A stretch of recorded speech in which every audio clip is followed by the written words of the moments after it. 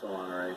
When we come back, homes and businesses wiped out across the Caribbean, but the environmental cost of Irma is staggering. We're going to have the pictures that'll tell you the story next. In North Korea, kids play video games where they battle a sworn enemy, America. What if I told you I'm an American? Do you want to shoot me too? Yes. CNN's Will Ripley goes on an exclusive journey to places you've never seen and meets people loyal to only one family. As soon as we receive the order from our Supreme Commander, we will liberate South Korea and we will turn... Any concerns last year that his plan did not benefit the middle class enough, that it made the rich far wealthier than they than a lot of middle class, really expected, that they wanted to benefit more from it than the rich. And so, until we see something on paper, we really don't know what's going to come out of all of these negotiations. But certainly the president is trying to garner that support and maintain that support that he had with the working class last year, and carry it through to push lawmakers to pass a bill. And Kimberly, as you have pointed out, not unlike health care, the president is going to, in effect, say to Congress, well, you guys, work on this, and I'll help you sell it. But this is not going to be a framework, as far as we understand it, that starts down at the White House and OEOB end of Pennsylvania Avenue.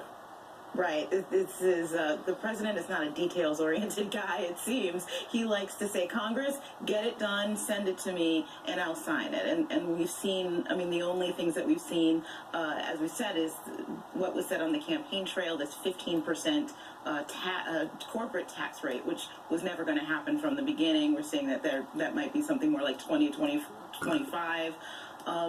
But that's where the battle is going to be. We're going to see Democrats really dig in on any effort to cut taxes on the upper earners, and we're going to see Republicans really push for things like repealing the estate tax, which is a non-starter for a lot of Democrats. Tax reform is hard. That's probably the hardest thing that Congress can do. It's harder than health care. It's harder even than immigration reform. So this idea that they're going to whip up some plan all of a sudden and get it done by December is really, I think it's really unrealistic. And Vivian, on the heels of two twin natural disasters, two devastating storms, it would be so easy to put a case together for infrastructure, starting in the south and going north, and flood prevention and what have you.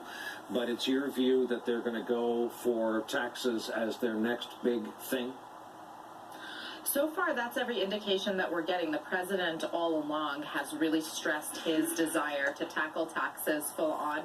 Even when they were knee-deep in the healthcare debacle, he kept on saying that we just got to get this done so we could get tax reform. And that's something that he was really dedicated to do, even last year when he was campaigning. However, again, we still haven't seen any plan in the work. And until until that's on paper, until there's actually a concrete plan that is presented to people and saying, this is what we plan, we really don't know what's going to come out of this. Our great thanks again tonight to two of our friends, Vivian Salama, Kimberly Atkins. Thank you both. And coming up after another break for us, as Trump hits the road selling this plan.